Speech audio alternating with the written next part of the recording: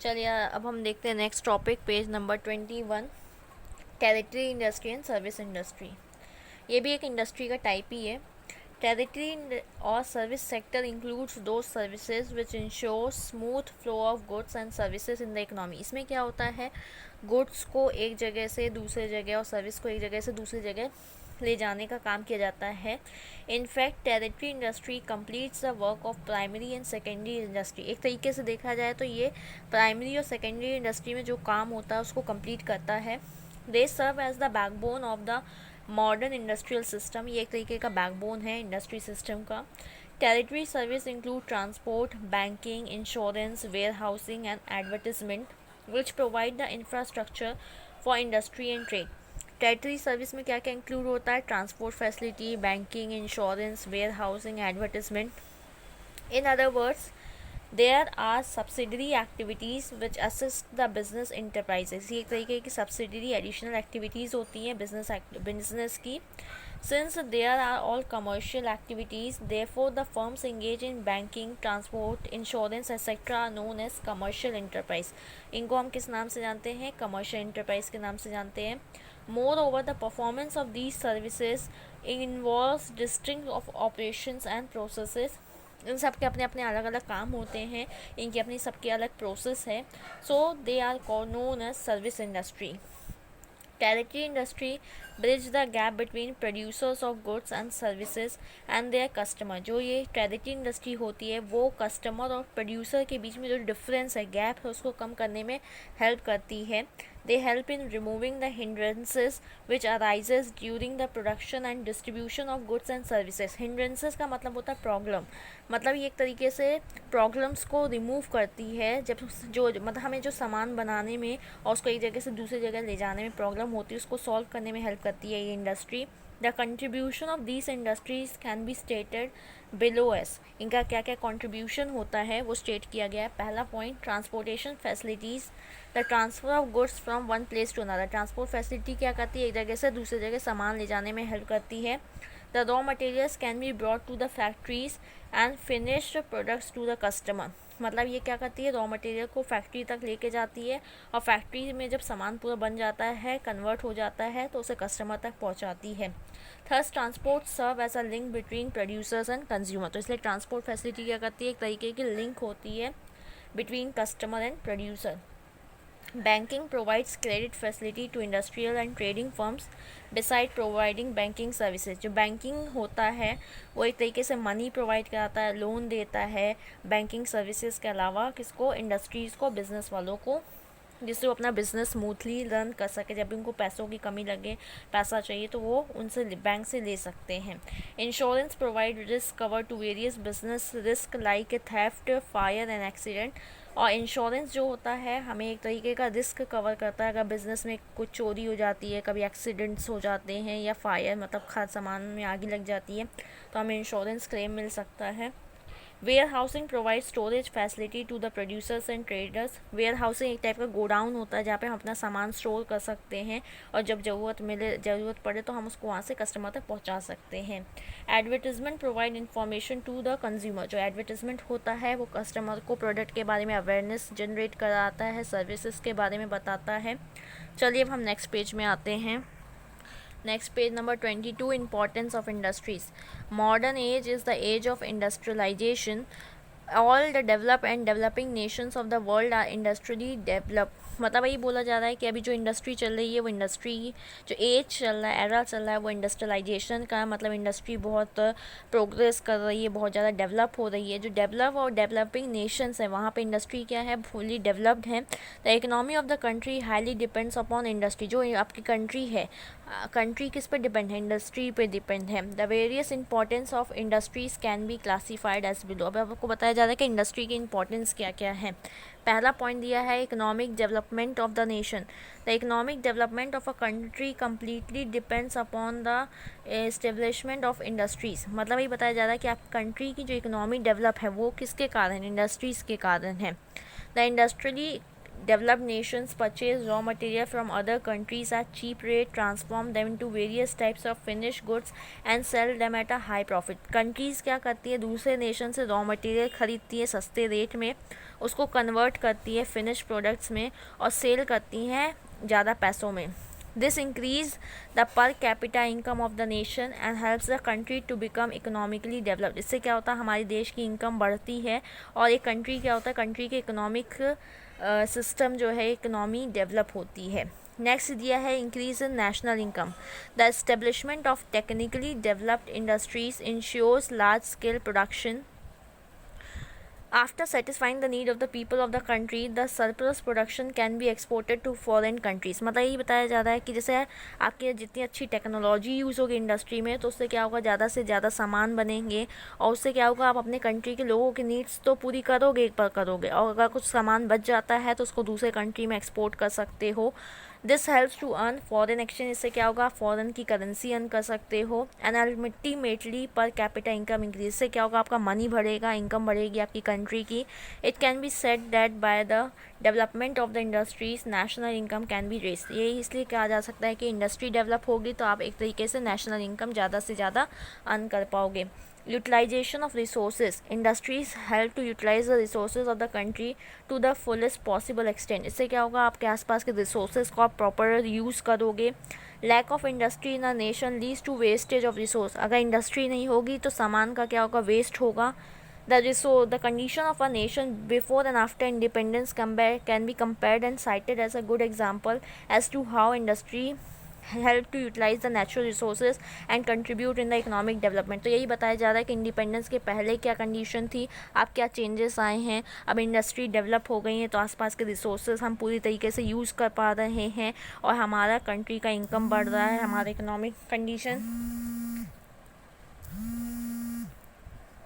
चलिए अब next point देखते हैं. Fourth point, increase in employment opportunity. The establishment of maximum number of large scale and small scale industries ensures generation of large scale employment opportunity. तो इसमें यही बताया जा रहा है कि अगर इंडस्ट्रीज़ ज़्यादा से ज़्यादा खुलेंगी तो उससे क्या होगा, लोगों को ज़्यादा से ज़्यादा जॉब में रखा जाएगा.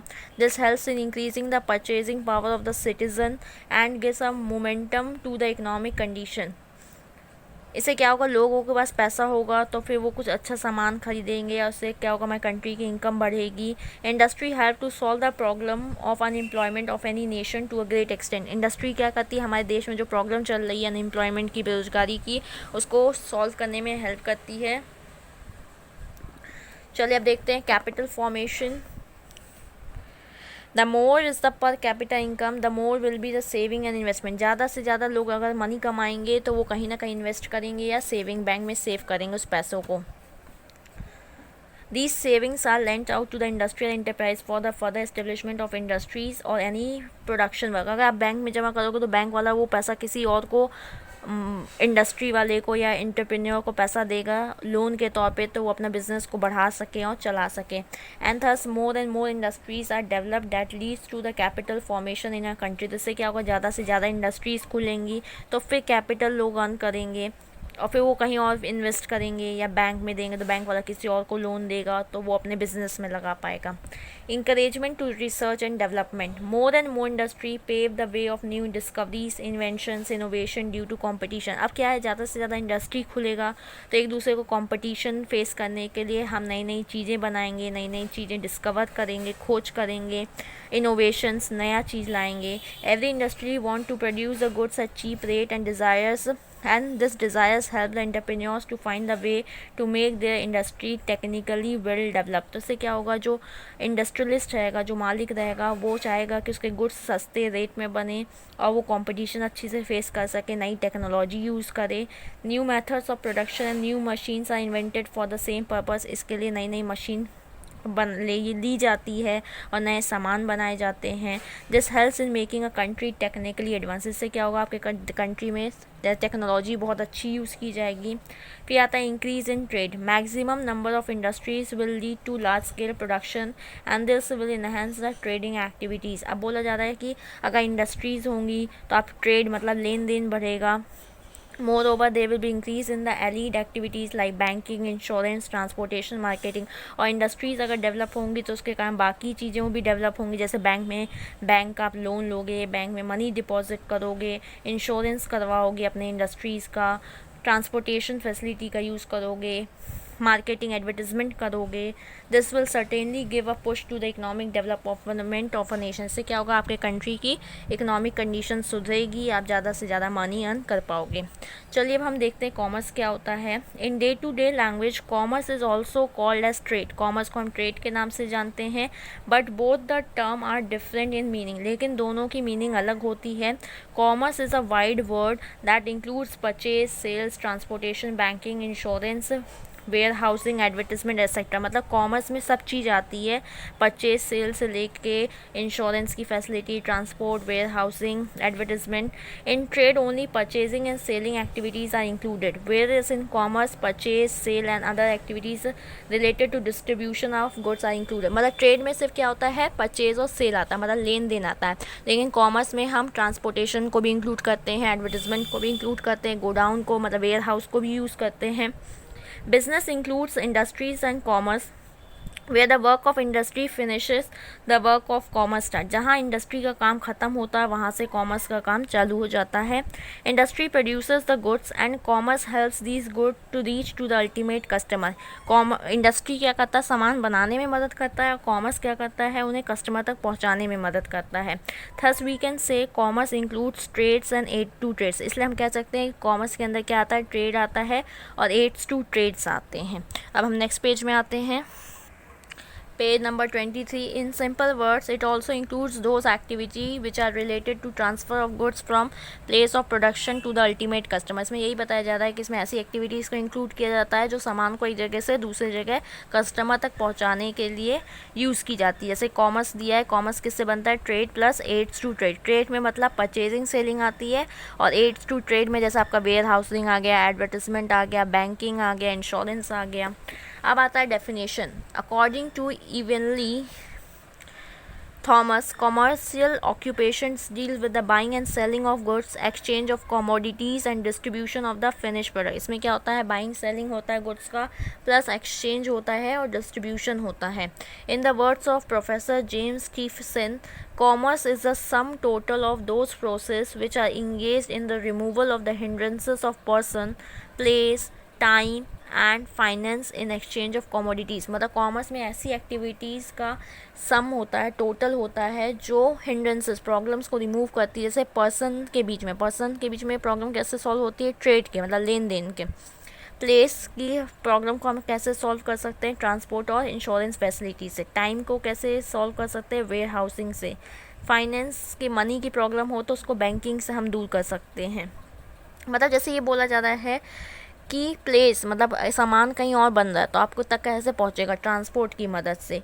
और आप उसका इंश्योरेंस भी करा सकते हो, क्योंकि आपको डर रहेगा कि आते टाइम सामान कहीं ख़राब ना हो जाए या कोई चोरी ना कर ले, तो उसका इंश्योरेंस कराते हो. टाइम, जैसे आज सामान बना है, आपको कुछ लंबे समय बाद यूज़ करना है, तो आप उसको वेयर हाउसिंग में वो लोग स्टोर करते हैं.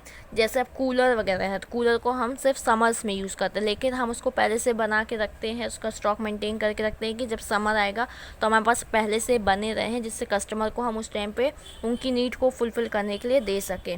ऑफ बैंकिंग फाइनेंस जैसे मनी की प्रॉब्लम को दूर करने में हेल्प करता है. अब आता है types of commercial activities. Commercial activities are divided into 2 categories for comprehensive learning, trade and auxiliary to trade. ये देखिए आपको चार्ट दिया हुआ है कि ट्रेड में क्या क्या आते हैं और ऑक्सिलरी टू ट्रेड में क्या क्या आते हैं. अब आता है कैरेक्टरिस्टिक्स ऑफ कॉमर्स या फीचर्स ऑफ कॉमर्स कह सकते हैं. The main characteristic of commerce are as follows. पहला पॉइंट है पार्ट ऑफ बिजनेस. ये क्या है, एक बिजनेस का पार्ट है. The most important feature of commerce is that it is a part of business and business work remains incomplete without commercial activities. मतलब ये एक बिजनेस का पार्ट है, अगर ये नहीं होता तो बिजनेस इनकम्प्लीट रहता. The initial work of the business is perform by the industry. मतलब बिजनेस का जो पहला काम होता है, मतलब सामान बनाने का, वो कौन करता है, इंडस्ट्री करता है. And the rest work is completely by the commercial enterprise, और बाकी जो काम होता है उसको वहाँ से एक जगह से दूसरी जगह ले जाना, उसका इंश्योरेंस कराना, तो ये कमर्शियल इंटरप्राइज का काम होता है। सेकंड पॉइंट दिया है link between producers and consumer, तो commercial act as a link between producer and consumer, मतलब एक तरीके का गैप को दूर करता है कस्टमर और प्रोड्यूसर के बीच का। The act of buying goods from producers and selling to the customer is preferred under commerce, तो इसमें क्या होता है, सामान को खरीदना, बनाना और उसको कस्टमर तक पहुंचाने का काम कौन करता है, कॉमर्स करती है। Creation of utility, due to commercial activities creation of utility takes place by the transfer of ownership and change of place. इसमें क्या होता है, एक क्रिएशन ऑफ यूटिलिटी मतलब सामान को हम यूज़ कर सकते हैं, एक जगह से दूसरे जगह ले जाके उसको टाइम वाले फैक्टर को दूर करके। Transfer of goods, commerce helps in removing the hindrances और in transfer of goods from one place of production to the ultimate customer. इसमें क्या होता है, एक जगह से दूसरे जगह ले जाने की प्रॉब्लम दूर हो गई जब से ट्रांसपोर्ट फैसिलिटी आ गई है। Various modes of goods transport help to do so. Wide scope, commerce includes trades and aids to trade, in this way the scope of commerce widens. एक तरीके से जो वो कॉमर्स है उसमें ट्रेड भी आता है, एड्स टू ट्रेड भी आते हैं, ये बहुत बड़ा कॉन्सेप्ट है।